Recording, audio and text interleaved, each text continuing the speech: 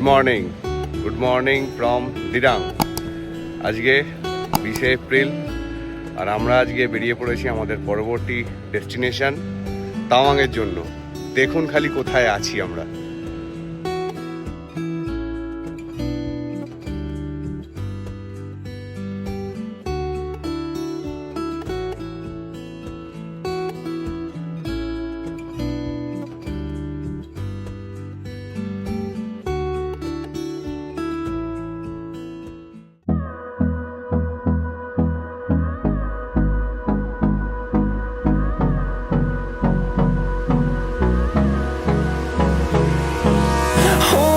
Close till I get up. Time is barely on our side. I don't wanna waste what's left. The storms we chase are leading us, and love is all we'll ever trust. Yeah, no, I don't wanna waste what's left. And on we'll go, through the wastelands, through the highways, till my shadow turns to sun rays. And on we'll go, through the wastelands, through the highways, and on we'll go. আমরা এখন এসে দাঁড়িয়েছি breakfast করব বলে। এখানে আমরা breakfast করব hotel সামঝানা। এখানে ব্রেকফাস্ট করে আমরা এগিয়ে যাব আমাদের আজকের যে জায়গাগুলো, সেলা পাস, সেলা টপ, জাং ওয়াটারফলস আর হচ্ছে যশবন্ত সিং রাওয়াত ওয়ার মেমোরিয়াল, এইগুলো দেখতে। সেলা পাস, এখানে একটা গল্প আছে, সেটাও বলবো আপনাদের। আপাতত আমরা ব্রেকফাস্ট করে নিই, তারপর আপনাদের সঙ্গে কথা বলছি। আমাদের ব্রেকফাস্ট করা হয়ে গেছে। খাবারের প্রাইস খুব রিজনেবল আর টেস্ট অসাধারণ। আমরা 9 জন খেলাম, বিল 1180 টাকা হয়েছে। তো আপনারা মোটামুটি একটা আইডিয়া পাবেন যে এখানে এলে খাবার জন্য আপনাদের কিরাম খরচ হবে, একটা ধারণা আপনারা করতে পারবেন।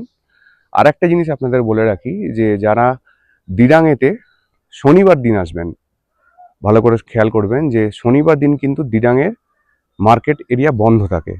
তো আপনারা এখানে যখন আসবেন, যদি শনিবার দিন আসেন, তাহলে সেখানে খাবারের ব্যবস্থা কিন্তু আপনাদের নিজেদের করতে হবে, বা কিরমভাবে আপনারা অ্যারেঞ্জ করবেন সেটা কিন্তু আগে থেকে প্রিপেয়ার হয়ে আসবেন, কারণ ম্যাক্সিমাম জায়গা কিন্তু বন্ধ।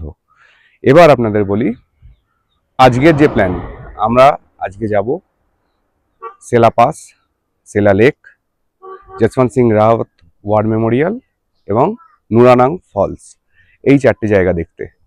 আমাদের আজকের প্রোগ্রামের মধ্যে এগুলো রয়েছে।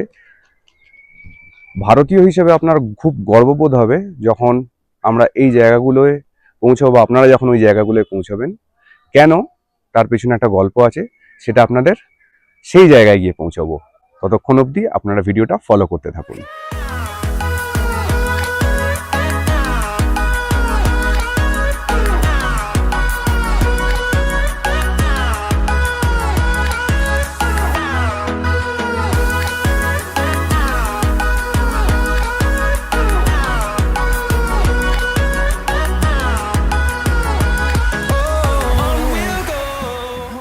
ব্রেকফাস্ট করে বেরোনোর খানিকক্ষণের মধ্যে আবার থেমে যেতে হলো। দেখুন খালি কোথায় রয়েছি আমরা। Finding life along the way, melodies we haven't played. No, I don't want no rest. Echoing around these. Arunachal যে এত সুন্দর, এখানে না এলে সত্যি জানতে পারতাম না। দেখুন খালি পেছনে আমার। We'll go through the wastelands, through the highways, till my shadow turns to sun rays. And on we'll go through the wastelands, through the highways, and on we'll go.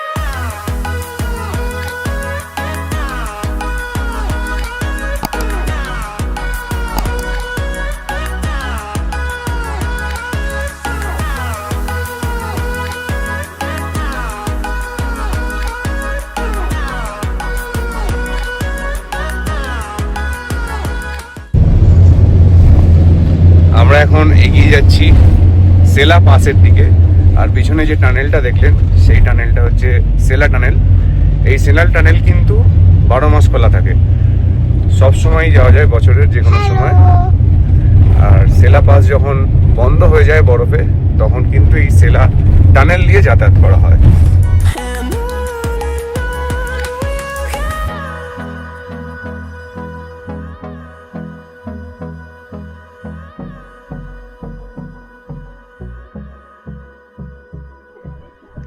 আমরা এখন এসে পৌঁছেছি সেলা পাস। ফাইনালি আমরা এসে পৌঁছে গেছি সেলা pass. এই সেলা পাসে যখন এলাম, ওয়েদার কিন্তু খুব খারাপ, কুয়াশা, মেঘ, ওয়েদার একদম ক্লিয়ার নয়। তো কত দূর আপনাদের দেখাতে পারবো আমি বুঝতে পারছি না, চেষ্টা করব দেখানোর। আর এখানেতে এলে ব্রিদিং প্রবলেম আপনাদের হতে পারে, কারণ এটা একটা পাস সেলা। আমরা জানি যে লা মানে পাস, কিন্তু এখানে সেলা, এই সেলা কিন্তু দুই মনপা বোন, সেলা আর নুরা, তাদের নামের ওপর এই সেলা পাস। কেন তাদের নামের ওপর এই সেলা পাস, তার গল্পটা বলবো আপনাদের। তো চলুন তার আগে দেখে নিই সেলা পাসের ভিউটা।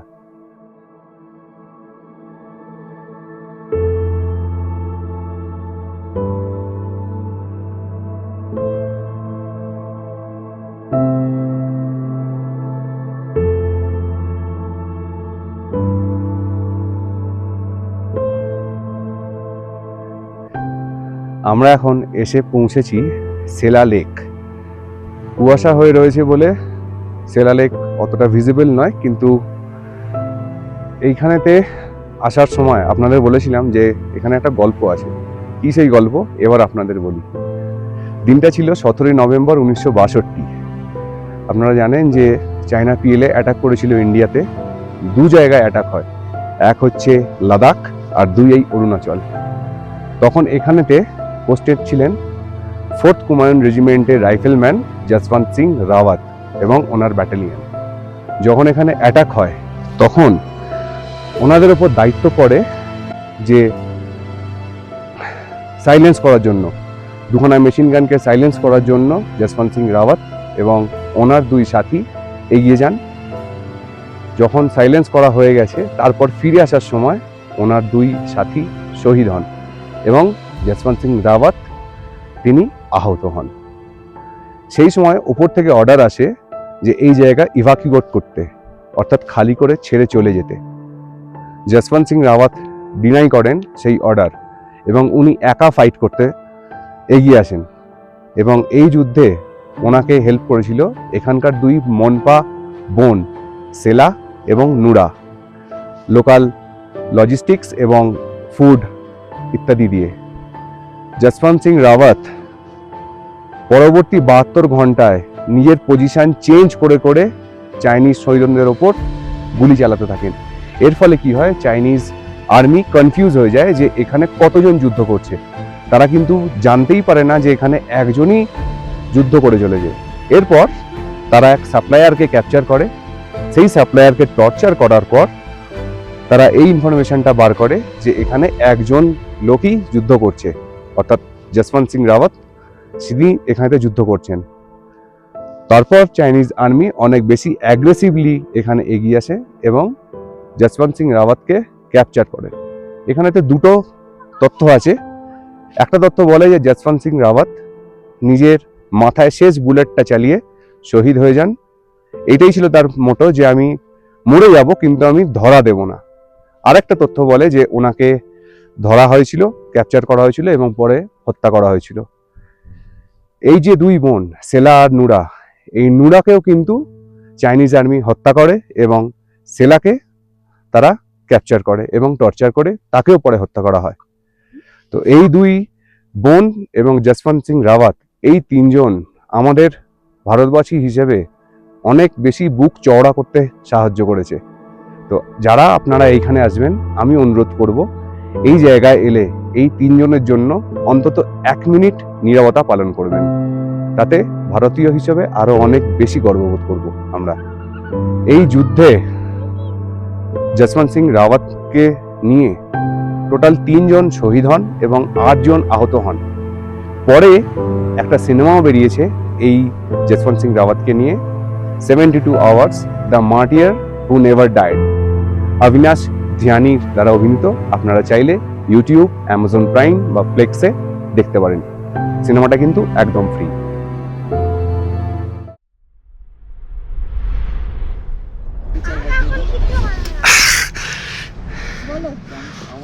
আমাদের ক্যাপ্টেন শুভজিৎ বড় সাহায্য করে দিয়েছে। কিছু করে হাই করে দে।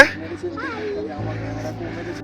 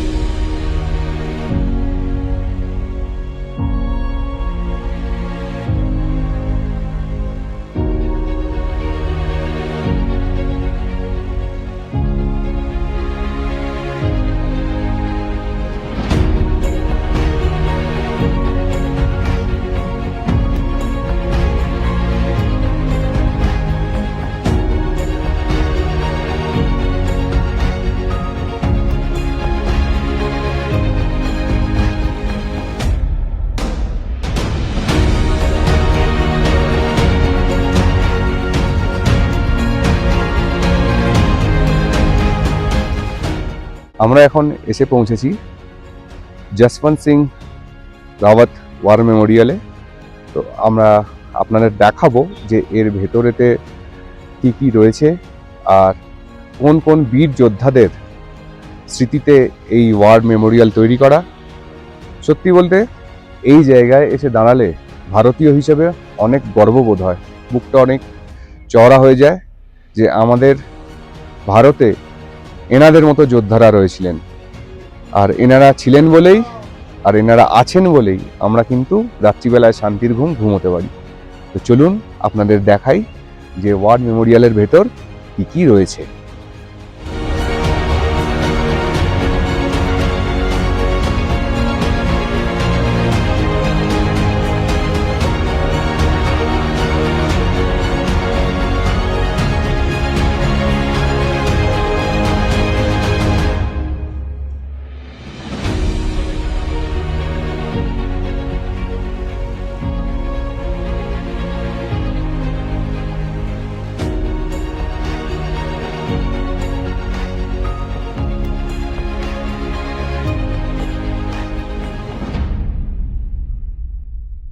আমরা এখন এগিয়ে যাচ্ছি এই ওয়ার মেমোরিয়ালের একটা অন্যতম গুরুত্বপূর্ণ জায়গা, চাইনিজ গ্রেভিয়ার্ড।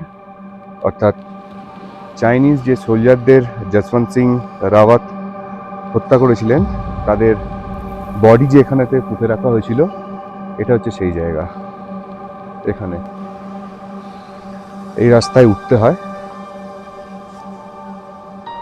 এখানে এটা দেখতে পাচ্ছেন যে একটা বাংকার, এই বাংকার কিন্তু তখন ব্যবহার হতো, আর এই বাংকারে থেকেই কিন্তু আমাদের সেনারা আমাদের পাহারা দেন বা এখান থেকে যুদ্ধ করতেন। এই হচ্ছে চাইনিজ গ্রেভিয়ার্ড।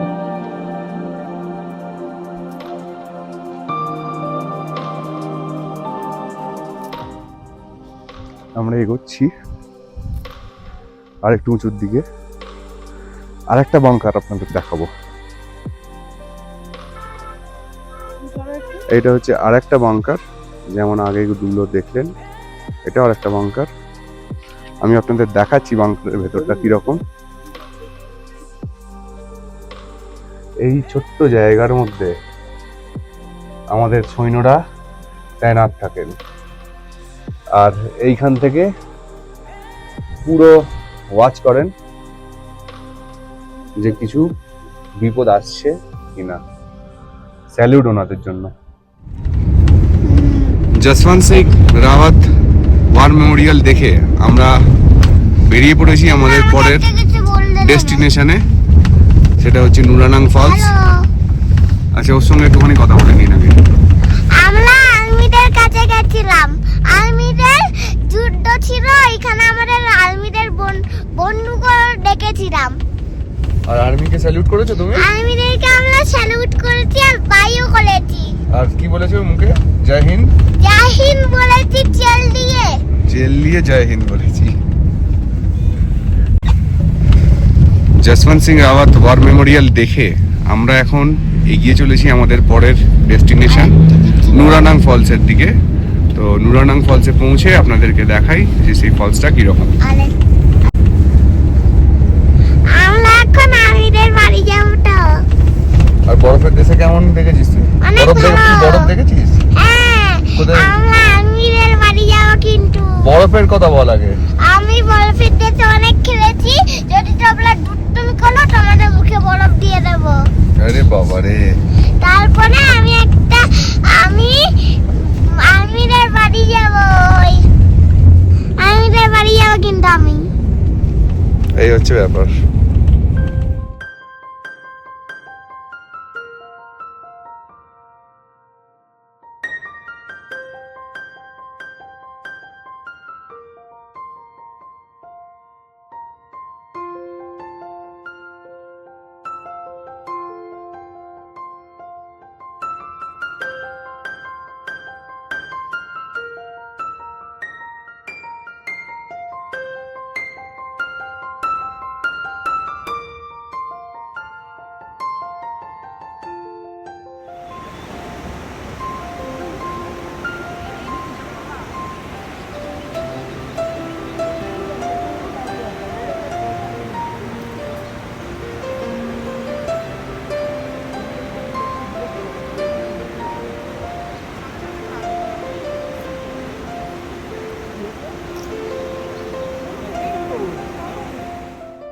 সেলা লেক এবং সেলা পাস দেখার পর আমরা যে জায়গায় এসে পৌঁছেছি সেটা দেখুন খালি। এখানে এটা হচ্ছে নুরানাং ওয়াটারফলস বা জাং ওয়াটারফলস। একটু আগে আপনাদের যে কাহিনী বললাম দুই মনপা বোনের, সেলা আর নুরা, সেই সেলার নামে হচ্ছে সেই সেলা পাস এবং সেলা লেক, এবং আরেক বোন নুরার নামে হচ্ছে এই ওয়াটারফল নুরানাং ওয়াটারফল। তো আপনারা দেখুন আমরা খালি কোথায় এসেছি আর এনজয় করুন এই ভিউটা।